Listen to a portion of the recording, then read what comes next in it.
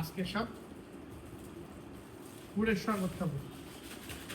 কারণ আমি কিন্তু আপনারা দেখেন এত খাবার আসলে খাই না। আমার দারোয়ান, ড্রাইভার, স্টাফ যারা আছে, নিচের লোকজন, ওদেরকে দিয়ে দিই। খালি ভিডিও করার জন্য একটু করি, সব করে একটু ফুডের ভিডিও করি, এর জন্য খাই না। আমি কালকে কেকে মুখ দোষ লাগাইছে, মুখ দোষ লাগবো না, আমি তো খাই না, মুখ দোষ আর লাগবে কেন? এই দেখেন অরিজিনাল খেজুরের গুড়, বাটালি গুড় বলে এটা। আজকে আমরা এটা দিয়ে শরবত বানাবো। আজকে এসে পড়লাম আপনাদের কাছে একটা জিনিস নিয়ে আসছি। আপনারা তো আমার বলবেন যে আম করে না করেন, আপনি খান না ভাই। একটা সুখবর আছে, এই অমূল্য সম্পদের দাম কমে গেছে, এখন 60 টাকা হালি। ঠিক আছে, তাহলে আপনারা আমাকে এখন আর করতে পারবেন না। এই অমূল্য সম্পদের দাম এখন 60 টাকা হালি। আশা করি এটা কিছুদিনের মধ্যে 40 টাকা হয়ে যাবে। আর রমজানের পরে এরা আল্লাহ রাস্তাটি ফালাই নেই। এর আগে আমি দেখছি একটা বাগানে মানে কইতেছে যে কোনো রকম 1 টাকা কেজিও মানুষ নেয় না। যাক, গরিব মানুষ ওদের জন্য দোয়া করি। এখন যেহেতু 60 টাকা হয়েছে, 40 টাকা হইলেই হয়ে যাবে। তা আমরা এখন লেবুর শরবত বানাবো। এক আন্দোলনে লেবুর দাম কমে গেছে, বুঝছেন? আপনারা আবার আমার বই কেন ভাই, খবর নিয়ে দেখুন।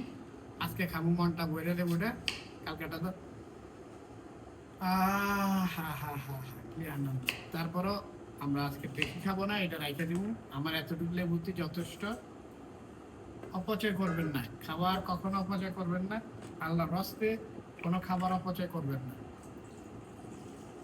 কারণ এই খাবারের জন্য মানুষ কত কষ্ট করে। সিরিয়াল মিডিয়া দেখলে মাঝে মাঝে কিছু ভালো লাগে না, মাঝে মাঝে মন চায় অন্যদিকে জায়গা।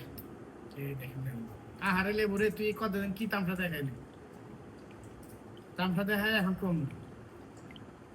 লেবুর দাম আগে ছোটবেলা আমি লেবু কিনছি 60 টাকা ডজন, আর এরপর কিছুদিন আগে কিনছি 2 টাকা করে পিস, 8 টাকা ডর, 8 টাকা হালি। এখন এমন অবস্থা, মানুষ কি খাইব, টাকার মানে কমে গেছে। আগে ডিম কিনছিলাম 2.5 টাকা হালি, কথা বুঝছেন? আর কি অবস্থা রে ভাই।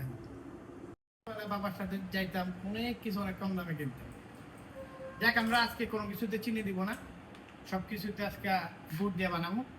এই গুড়টা দেখে মনে পড়ছে ছোটবেলায় যে আমরা গুড়ের যে আমাদের স্কুলের সামনে শরবত খাইতাম, গুড়ের শরবত, গুড় লেবু দিয়ে শরবত, এত মজা লাগতো। আজকে সেই পুরান স্মৃতি হবে। আর গুড় ভালো, চিনিতে তো কত রকম কেমিক্যাল দেয়, ইয়া দেয়। আশা করি আমাদের গুড় ভালো। আজকে আর বেল মেল এটি কিচ্ছু খাবো না।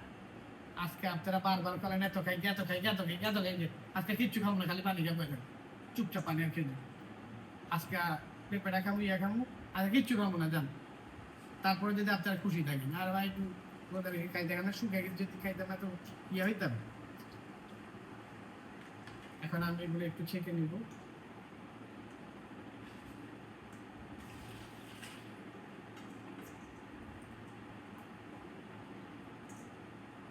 আরেক মতো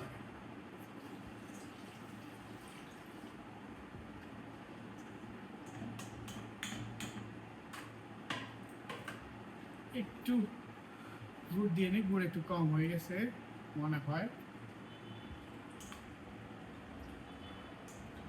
তারপরে দিব ভুসি, এখানে একটু ভুসি দিব। ইসবগুলের ভুসি দিলে পেটটা সবসময় ঠান্ডা থাকবে। এটা কিন্তু ভুসি, বুঝছেন? ভুসি পরিমাণ দেখা বুঝে দিয়ে, বেশি দিয়ে না। আর বেশি দিলে গরুর মতো হয়ে যাবে, গরু ভুসি গায়ে বেশি, মানুষ ভুসি গায়ে কম। আজকে ইফতার মুখে খেলে এমন ধরবে না, বেশ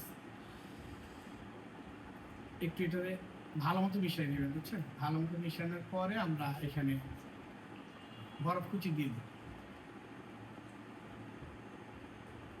আমাদের হাতে সময় আছে, এখন আমাদের বাঁচতেছে এখন 5টা 35। যাক, আমাদের সম্পদ দান। আল্লাহ বিসমিল্লাহির রহমানির রহিম। রোজা রাখছি তো, আল্লাহ ইয়ে করতে পারি নাই, টেস্ট করতে পারি নাই, আল্লাহ এটাকে সুন্দর করে দিয়ে।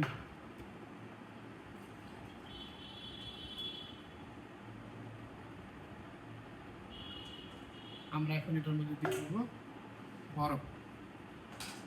এই শরবতটা খাইবেন, যেটা ভিতরে যে জ্বালাতে এটা সব ঠিক আছে।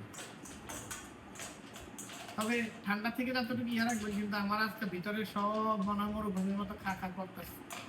এর লেগে আজকে খালি ঠান্ডা ঠান্ডা, ঠান্ডা যতটুকু বরফ ক্ষতিকর, বাচ্চাদের জন্য ক্ষতিকর, বয়স্ক মানুষদের জন্য ক্ষতিকর, সবাই ঠান্ডা। আমার খাওয়া দেখে আবার কেউ খায়েন না ভাই, আমি কিন্তু সবাইকে নিষেধ করতেছি। আমার জন্য আমি যাই, আমার জন্য একমাত্র আমি যাই, আমার জন্য কেউ দায়ী নহে। তবে আমারই শরবত যদি খাইবেন তাহলে বুঝবেন, দেখছেন ইয়াহু।